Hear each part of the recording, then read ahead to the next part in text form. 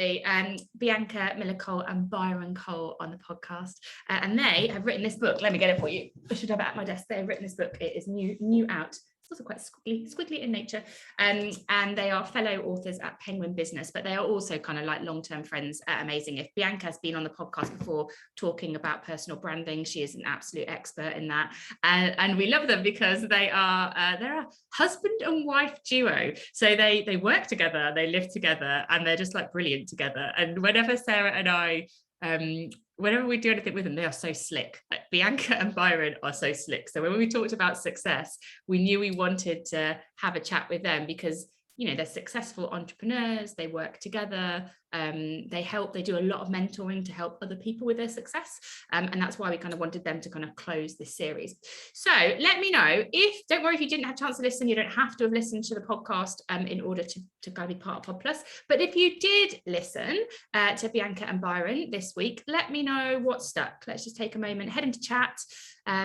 Obviously, you're welcome to come off mute and say that too. But let me know if you did manage to listen this week, what was something that stuck from the episode that resonated with you or that has made you reflect since. Head into chat and let me know. Did Bianca appear in Apprentice? She did appear in The Apprentice. She did. Rachel said I was impressed that apparently both of them had failed. Yeah, they had. They're really open about their failures as well. Like Byron talked about when he failed in his first business at university, he set up, this is Byron, this is what I mean about success. Byron set up a property company when he was at university. I worked in a shop that sold candles for a bit. So he set up a whole business, and that business failed. But he talked about, you know, what he learned through the failure. Yeah, Byron, yeah, they both mentor a huge amount of people. They spend a lot of time mentoring other people to help them with their success. I find them, yeah, really interesting. The importance of failure, yeah, and that UK narrative about failure as well, really interesting. Yeah, so yeah, there's lots in there, and I love that they share their personal stories. And one of the things that really stuck with me from the conversation was what I'm calling visualization plus. So, you know, when you talk about, there's lots of chat, isn't there, around manifestation and how you should manifest your successes. And what I really liked that they talked about, and this is the little clip of the video that I wanted to show you, was when Sarah asked them a little bit about visualization, because they talk about that in the book, like the power of visualization. But what I like about Bianca and Byron's approach is they don't just visualize success. So they don't just think, oh, I'd love to have this job, or maybe it's a material thing, like I'd love to own this thing, or whatever success means to you. They go one step further and they make that visualization really tangible so that it becomes real and meaningful and motivating. And I think they talk about this far better than I can, which is why I wanted to show you a bit of a video, which is sort of like the Zoom recording of the podcast interview that we did. So this is what happens behind the scenes when we are doing our podcast, so you can see that. And it starts off, I'll get it up in a minute, but it starts off in the book. They talk about Jim Carrey, and Jim Carrey is as an example of like visualization plus. He basically, his visualization was to earn a certain amount of money for doing roles, film roles. And what he did was he wrote himself a check. So he made that visualization real and tangible by writing himself a check with the amount of money that he wanted to earn on it. And you know, whether that's your vision of success is sort of arbitrary, but that was his vision of success, and he made it real by having this check. And so that is when Sarah talks now, that's what she's talking about. And then Bianca and Byron are going to share some advice in the clip that you're going to see about how to make that visualization, that dream that you might have for where you want to get to, how to make it real and tangible. So give me a second, everybody, and I'm going to get up this. I'm hoping you'll be able to hear it, otherwise we've got a problem. Let me know really quickly if you can't hear it, but this is 3 minutes of them talking about how you make kind of visualization real and tangible. I can see Sarah from my team on my screen. When I press play, Sarah, can you give me a thumbs up that you can hear the sound? Here we go, everyone. And the example I think you gave in the book is, or one of them was Jim Carrey writing that check. I think he wrote a check almost to himself, and you'll tell me if I got this wrong, for like $10 million, and being like, that's how much I want to like get paid for a film. And then actually a couple of years later, that was genuinely how much, that was like his fee for the next film that he was making. So I just wondered if you could describe, if somebody was listening now how could they go about kind of starting that process? What would that look like? Because I think those are very inspiring examples, but most of us are probably not going to be writing checks. Also, who has a checkbook these days? I was thinking this as I was reading it. You both still have checkbooks. Maybe so. Okay, well, maybe that's where we are all going wrong. Maybe we all need to bring the checkbook back. But tell me a bit about how this would work. So if I'm sitting listening now and I'm thinking, oh, that feels like a really interesting idea, this visualization, and then using that to prompt action in whatever job I'm doing, whatever career someone's in, like, how can you break that down a little bit for people in terms of what could they do? Absolutely. So when we looked at it in the book, we said that visualization isn't just about the kind of physical, tangible, material items.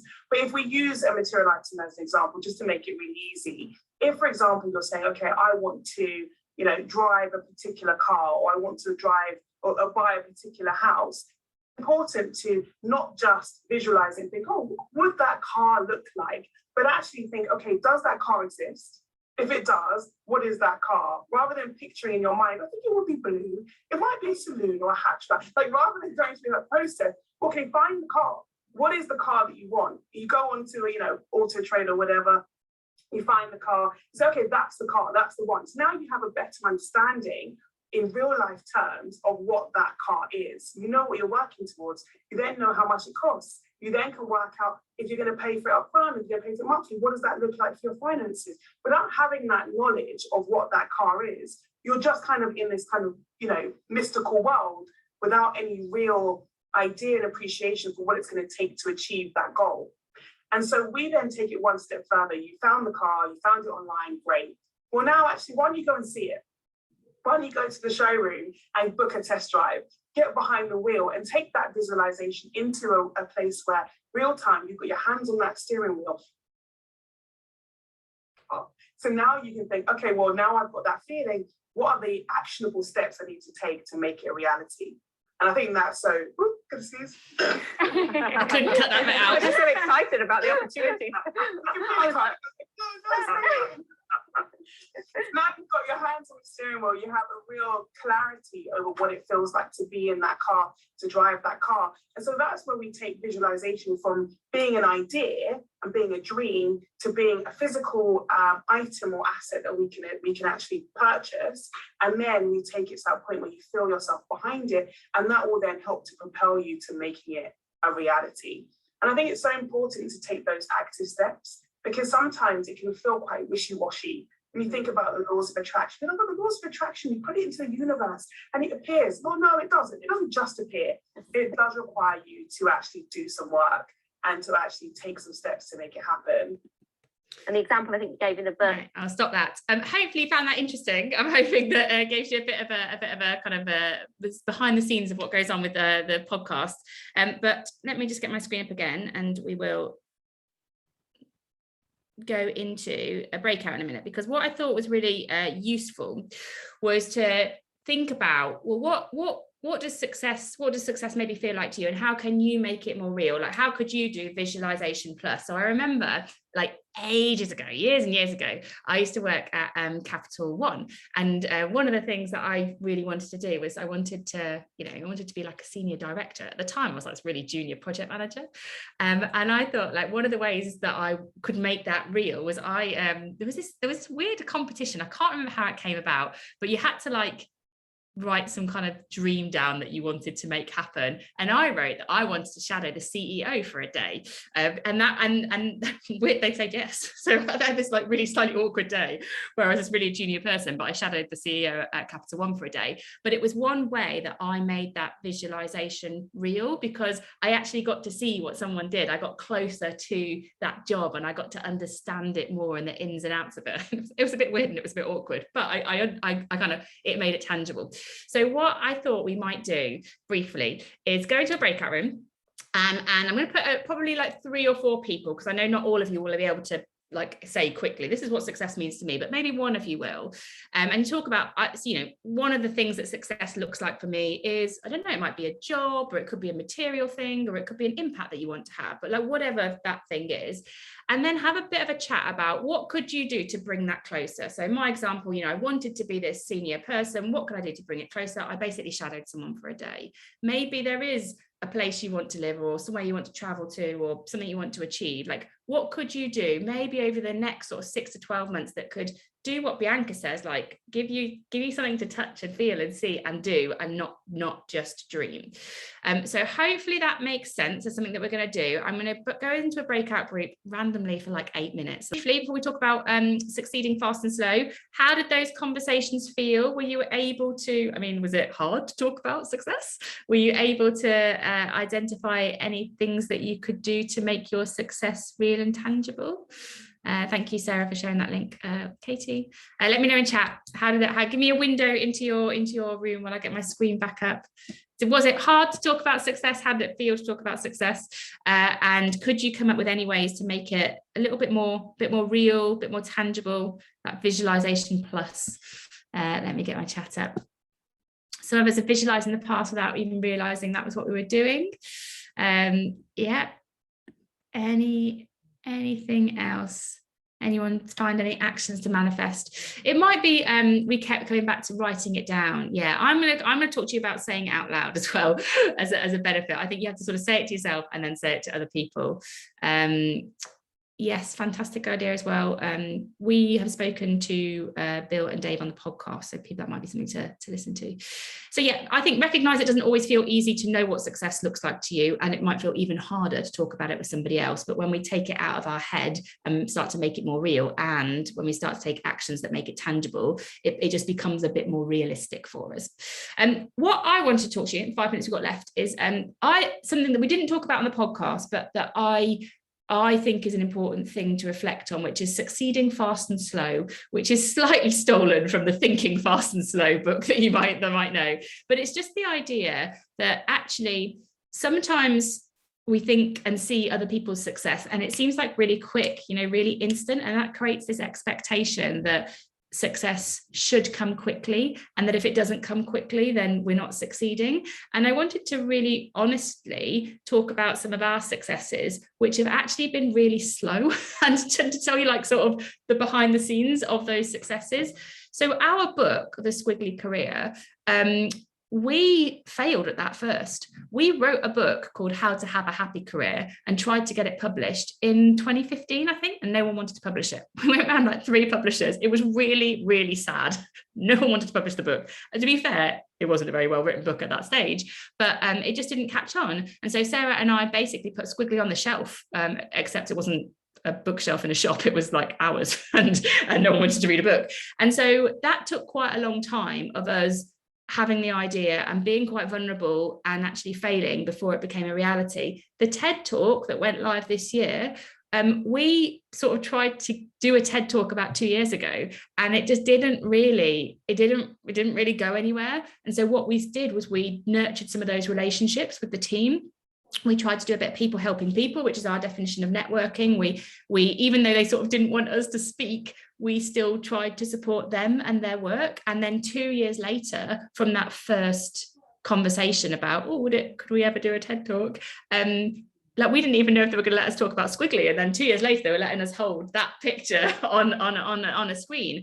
So it took a really long time, and it didn't work at first. But sometimes I think slow success, when you seed something and then you just keep at it, even when it might not feel like you've kind of won at first, is actually it's kind of more significant when it happens. And then I wanted to share a very live example of something that is going to go live today, which is also in this vein.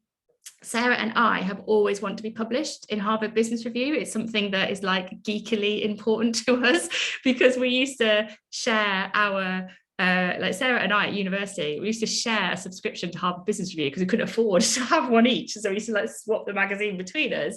And as of today, we have an article that's going to go live in Harvard Business Review online about learning. And when we first asked to see whether we could get our work published, the answer was no, like you're not academic. Like that was the answer. And so thank you, Elizabeth. We understood that, but we still maintained those relationships, because just because you get an initial no doesn't mean it's going to be a never, and that sometimes success does take time, and you have to seed something and then support it. And then my experience has been in these 3 things that it can come over time. You just have to be vulnerable enough to to ask for what's important to you, and then don't sort of fall at the first hurdle when someone might say not yet, because not yet doesn't mean never. And if this might help you, this is a quote that has stuck with me since I stumbled upon it in about 2017, which is to speak what you seek until you see what you said. And some people who've been on our sessions, or they might have heard me say that before, but it is because it genuinely has transformed how I think about success. It is really hard to speak what you seek because it feels exposing and vulnerable, and you might worry that, will people think I'm being overconfident, or will people judge me for saying this? But honestly, when you speak what you seek, you start to see what you said. Other people, they support you, they connect you, they help you.